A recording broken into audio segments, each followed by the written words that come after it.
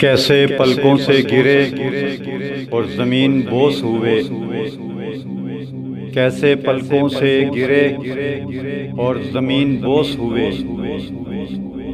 दिल से उतरे हुए लोगों पे तरस आता है,